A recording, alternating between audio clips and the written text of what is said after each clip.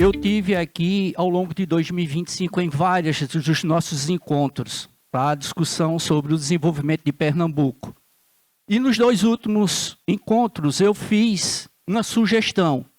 Mas antes de tocar nessa sugestão que eu fiz, para que nós reflitamos, eu quero dizer que o nosso grupo elencou 3 tópicos importantes. Infraestrutura, 2 deles, e superestrutura.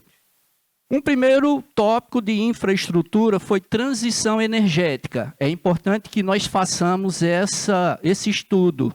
A gente pense sobre transição energética, sair de combustíveis fósseis para energia mais sustentável, hidrogênio verde, por exemplo. Nós conversamos sobre isso, que Pernambuco já tem uma discussão, é importante que se continue, dê continuidade.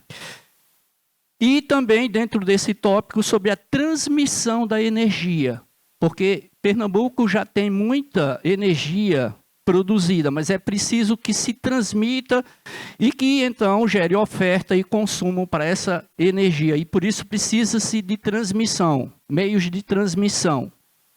Muito bem.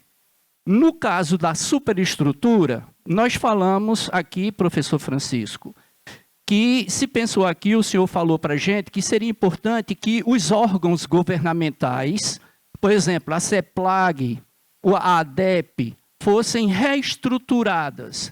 Mas nós refletimos lá que talvez precisássemos de uma energia imensa para formar outros órgãos, para que se pensassem até chegar num conselho de desenvolvimento. Portanto, o que nós pensamos em grupo é que talvez fosse importante a gente atualizar os currículos, por exemplo, digamos assim, da CEPLAG, da ADEP, etc. e tal, até chegar no conselho. Mas é uma sugestão, o senhor pense. E o terceiro e último tópico de infraestrutura é aquilo que me toca mais de perto. E aí eu gostaria de, professor Maurício Piva, me permita, ou permita-me, e de encontro ao que o senhor propôs aqui da Transnordestina, que é a questão da bitola. E por quê? Eu vou explicar por quê, professor. Eu tenho lido, ele aqui, professor Maurício, eu tenho lido o senhor, eu o respeito demais. Tenho lido sobre Transnordestina, o que o senhor escreve sobre. Mas veja, eu queria agora fazer menção à professora Tânia Bacelar. Na palestra da professora Tânia Bacelar, em setembro de 2025, ela nos disse o seguinte, que Pernambuco é um dos estados da federação com a maior desigualdade social do nosso país. Ao longo dos anos, Pernambuco se desenvolveu, o PIB cresceu, mas a desigualdade social continuou a mesma, até aumentou. Portanto, qual é a minha proposta? E que eu gostaria que os senhores, que são tomadores de decisão, pensassem. É que é preciso que se pense trens de passageiro no modelo da Transnordestina. E aí a bitola tem que ser mais larga, eu acho, professor Maurício.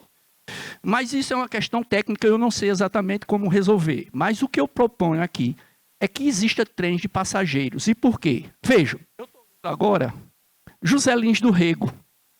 No começo do século XX, ele fala dos trens que circulavam no engenho que o personagem morava, numa localidade, no Pilar, que é fronteira com Pernambuco, Paraíba e Pernambuco. E ele fazia menção ao trem que apitava e que passava 2 vezes lá na casa de engenho, na casa grande do engenho. Portanto, o que é que eu quero fazer menção com isso? Não esqueçamos a história. Não releguemos a história do país, do desenvolvimento do país. Os trens de passageiro foram construídos no Brasil, na urbanização do Brasil, ajudaram a urbanização do Brasil, desenvolveram esse país até agora. Chegamos aqui. Portanto, a gente não pode esquecer os trens de passageiro. Então, vejam, eu, particularmente, tenho experiência prática do trem. No começo dos anos 90, eu estava na Unicamp, em Campinas, e eu peguei o trem. e fui várias vezes a São Paulo para ir e voltar. Muito bem, ao longo dos anos 2000, o trem desapareceu. E agora o governo de São Paulo está reinstalando o trem de passageiros de Campinas a São Paulo.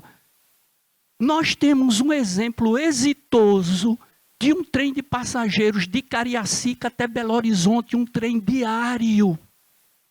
E, por fim, professora Tânia, se nós tivermos o trem de passageiro, as classes sociais C e D, das quais eu sou originário, essas classes sociais poderão transitar nos trens, carregando seus ativos, fazendo turismo, ou simplesmente se locomovendo para o sertão e do sertão para o litoral.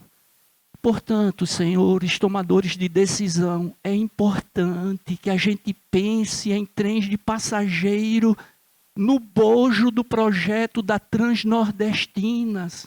É fundamental, a gente vai estar resgatando história de desenvolvimento do nosso país, e nós vamos estar pleiteando, além das elites econômicas, vamos estar pleiteando também o desenvolvimento das classes sociais menos favorecidas.